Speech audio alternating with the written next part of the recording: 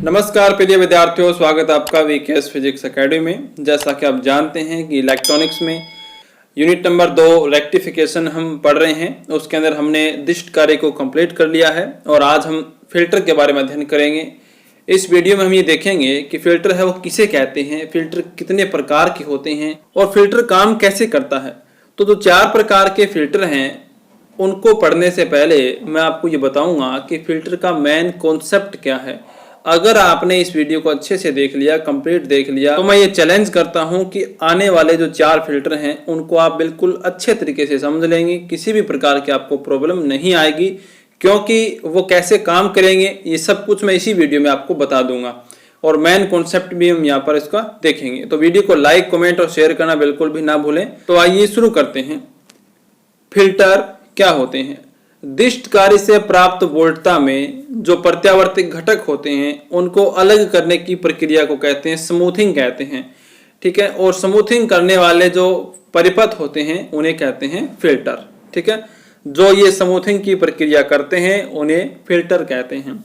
दिष्ट कार्य में हमने क्या देखा था कि जो हमने 3 प्रकार के दिष्ट कार्य पढ़े थे उसके अंदर हमने दिष्ट कण तो करवाया था, लेकिन उस दिष्ट कण में भी एसी यानी प्रत्यावर्ती घटक उपस्थित होते हैं जिनको हमने उर्मिका गुणांक की सहायता से पढ़ा था कि उर्मिका गुणांक आपका 121% आता है, अर्ध तरंग दिष्ट कार्य में 48.2% आता है आपका, पूर्ण तरंग दिष्ट कार्य में। तो उस उर्मिका गुणांक को कम से कम अगर कर दिया जाए तो आपका दिष्ट कण है वो ज्यादा बढ़िया तरीके से होगा, मतलब आपके एसी घटक कम से कम हो जाएंगे और वो हम फिल्टर की सहायता से करते हैं। तो फिल्टर परिपथ के लिए हम एल और सी का यूज करते हैं। एल मतलब होता है इंडक्टर, प्रेरकत्व, और सी का मतलब कैपेसिटर, संधारित्र। तो इनके आधार पर, इनके संयोजन के आधार पर फिल्टर 4 प्रकार के होते हैं। पहला है शंट कैपेसिटर फिल्टर, दूसरा है सीरीज इंडक्टर फिल्टर, तीसरा एल सेक्शन फिल्टर और नंबर 4 है पाई सेक्शन फिल्टर। तो मैं आपको ये बताऊंगा कि इनके ये नाम है वो क्यों रखे गए हैं, इनका रीजन क्या है। अगर आपने इनका रीजन जान लिया कि ये किस प्रकार से इनके नाम रखे गए हैं तो आपको चुटकियों में पूरा टॉपिक है वो समझ में आ जाएगा। तो इसीलिए मैं कह रहा हूं कि वीडियो को कंप्लीट जरूर देखना। Concept of L and C in filter, यानी जो फिल्टर के अंदर हम यूज करेंगे इंडक्टर को और कैपेसिटर को, इनका कॉन्सेप्ट क्या है, ये कैसे काम करते हैं, कैसे ये फिल्टर करने का काम करते हैं धारा को या वोल्टता को, यही हम यहाँ पर जानने वाले हैं। तो यहाँ देखें 4C यानी कि कैपेसिटर के लिए क्या होता है। आप जानते हैं कि जो प्रतिबाधा होती है उसमें 3 चीजें होती हैं, R, L और C, प्रतिरोध, प्रेरकत्व और कैपेसिटर। कैपेसिटर और जो इंडक्टर है इनका प्रतिरोध है उसको प्रतिघात के नाम से जाना जाता है, रिएक्टेंस के नाम से जाना जाता है, और R है उसे रेजिस्टेंस कहते हैं। इन तीनों का कंबाइंड रूप से हम इसको बोलते हैं इम्पीडेंस यानी प्रतिबाधा। ये सारी बातें मैं फर्स्ट यूनिट के अंदर आपको बता चुका हूं। तो संधारित्र का जो प्रतिघात होगा उसको भी ओम में ही डिनोट किया जाएगा क्योंकि एक प्रकार का प्रतिरोध ही होता है। लेकिन आप ये जानते हैं कि जो XC होता है प्रतिघात वो 1/ωc के बराबर होता है कैपेसिटर के लिए, और ओमेगा जो है वो 2πf के बराबर होता है। तो XC बराबर 1/2πfc हो जाएगा। अब ये मेन फॉर्मूला हो गया कैपेसिटर का। इसके आधार पर कैपेसिटर में हम AC और DC जो घटक हैं उनको अलग करते हैं। कैसे अलग करेंगे? 4DC, आप जानते हैं कि जो DC होती है दिष्ट धारा होती है, उसके लिए आवर्ती फ्रीक्वेंसी 0 होती है, फ्रीक्वेंसी चेंज नहीं होती है। अगर मैं यहाँ पर इस फॉर्मूले में F की जगह रखूंगा 0 तो आपको पता है XC की वैल्यू आएगी 1/0 और XC की जो फाइनल वैल्यू है वो आएगी इन्फिनिटी यानी कि अनंत। और XC का मतलब क्या था? प्रतिघात एक प्रकार की रुकावट थी, यानी कि DC के लिए जो कैपेसिटर है वो अनंत प्रतिघात उत्पन्न करता है, यानी कि वो बिल्कुल भी DC को पास नहीं होने देगा। इसी आधार पर अगर हम बात करें AC के लिए तो हमारे इंडिया में AC यानी जो फ्रीक्वेंसी है AC की वो होती है 50 हर्ट्ज और अदर कंट्री में होती है 60 हर्ट्ज। ये आप थोड़ा 12th क्लास के अंदर भी इनको पढ़ चुके हैं। अब अगर हम यहाँ पर ये वैल्यू रखते हैं तो हमें इन्फिनिटी तो नहीं मिलेगी, कोई फाइनाइट वैल्यू मिलेगी। लेकिन अगर आप कंपैरिजन करें इस इन्फिनिटी के साथ इस फाइनाइट वैल्यू का तो आप देख सकते हैं कि फाइनाइट है तो कुछ वैल्यू जरूर होगी, लेकिन इन्फिनिटी के कंपैरिजन में बहुत ही कम होगी। यानी इस आधार पर आप ये कह सकते हैं कि जो कैपेसिटर है वो आपका एसी को तो पास होने देता है, जाने देता है, लेकिन डीसी को बिल्कुल भी जाने नहीं देता है। अर्थात डीसी को कैपेसिटर रोकेगा और एसी को जाने देगा। इसका मतलब फिल्टर हुआ कि नहीं हुआ बताइए, क्योंकि ये डीसी को तो रोक रहा है और एसी को पास होने दे रहा है, तो जो एसी करंट है वो तो कैपेसिटर में से पास हो जाएगी और डीसी नहीं जा पाएगी। इस तरीके से वो अलग अलग हो जाती हैं, यही इनका सिद्धांत है। इसी प्रकार से अगर हम बात करें इंडक्टर के लिए, प्रेरकत्व के लिए, तो प्रेरकत्व का प्रतिघात जो होता है वो एक्सएल बराबर ओमेगा एल होता है। एक्सएल बराबर क्या होता है? ओमेगा एल, और ओमेगा का मान 2 पाई एफ होता है। तो हमारे पास जो समीकरण आएगी वो आएगी एक्सएल बराबर 2 पाई एफ एल। फिर वही दो कंडीशन एसी के लिए और डीसी के लिए। जब हम बात करेंगे डीसी की, तो डीसी के लिए एफ बराबर होता है 0। यहाँ पे डायरेक्ट एक्सएल का मान क्या आ जाएगा? 0 आ जाएगा। अब ध्यान से देखें, डीसी के लिए इंडक्टर का जो रिएक्टेंस है वो तो आता है 0, लेकिन कैपेसिटर का जो रिएक्टेंस है वो आता है इन्फिनिटी। तो आप देख सकते हो यहाँ पर जो प्रेरकत्व होता है एल होता है, इंडक्टर होता है, वो बिल्कुल भी प्रतिघात उत्पन्न नहीं करता डीसी के लिए, लेकिन जो कैपेसिटर है वो अनंत प्रतिघात पैदा करता है। मतलब प्रेरकत्व तो डीसी को बिल्कुल भी नहीं रोकेगा, लेकिन ये बिल्कुल भी जाने नहीं देता है। अगर हम बात करें एसी के लिए, तो एसी के लिए वही वापस से वैल्यू आ जाएंगी। फ्रीक्वेंसी 50 हर्ट्ज है हमारे इंडिया की। अगर हम बात करें तो ये मैं ऐसे एग्जांपल के तौर पे बता रहा हूँ आपको, वैसे आप इसमें कुछ भी वैल्यू रख सकते हैं, भी जो भी आपकी फ्रीक्वेंसी की वैल्यू उसके अकॉर्डिंग यहाँ पे रिएक्टेंस से आ जाएगा।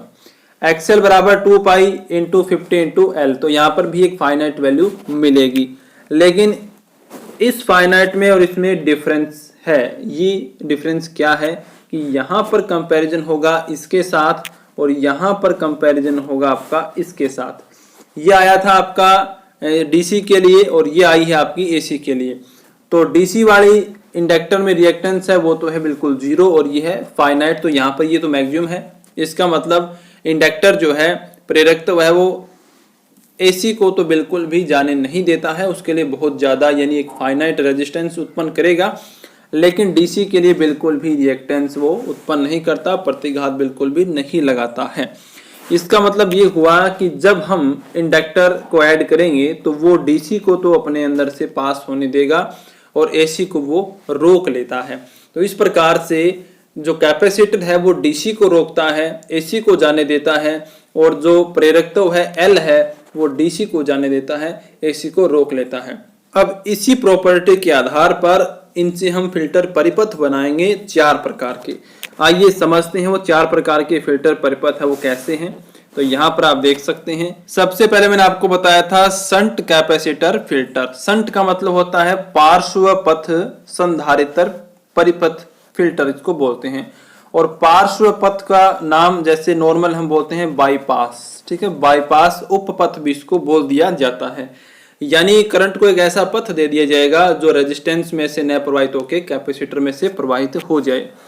तो जो शंट होता है सबसे पहला फिल्टर होता है, उसके अंदर बाकी तो जो अपना दिष्ट कण वाला डायग्राम है वो रहेगा, चाहे आप अर्ध तरंग का यूज करो चाहे पूर्ण तरंग के लिए यूज करो। जो मेन फिल्टर परिपथ है वो आपको मैं बताता हूं।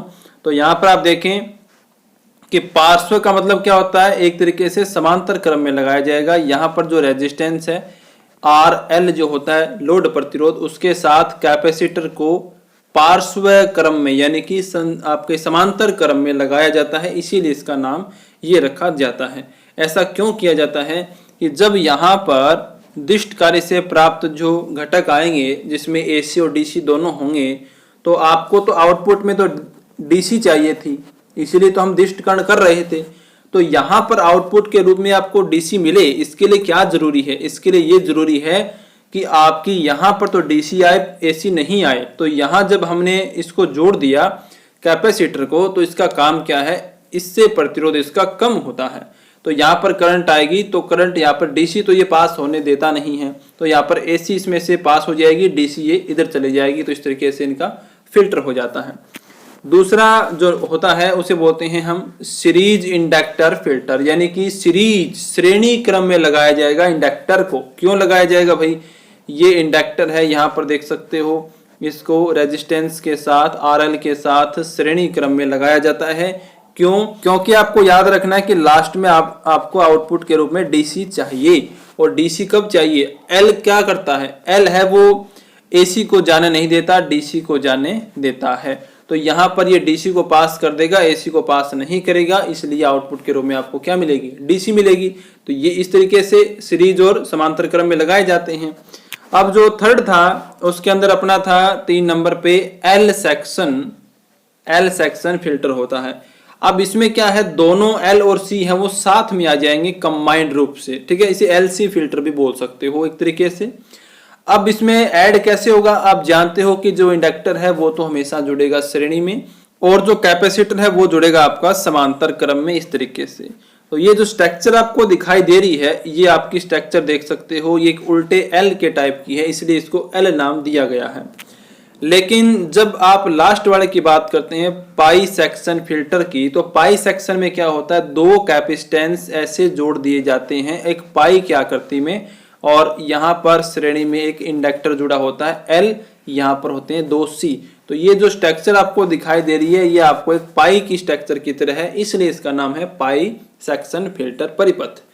तो हम आगे डिटेल से एक एक फिल्टर परिपथ के बारे में एक्सप्लेन करेंगे कि उनमें उर्मिका गुणा कैसे होता है, कैसे काम करते हैं, उनका ग्राफ वगैरह सब कुछ बनाएंगे। तो वीडियो अच्छे लगे तो लाइक कमेंट जरूर करना, और आगे से आगे विद्यार्थियों तक शेयर जरूर करना, ताकि सभी को नोट्स के साथ ये वीडियो लेक्चर प्रोवाइड हो, सभी अपनी पढ़ाई सुचारू रूप से जारी रख सकें और अच्छे अंक प्राप्त कर सकें। धन्यवाद।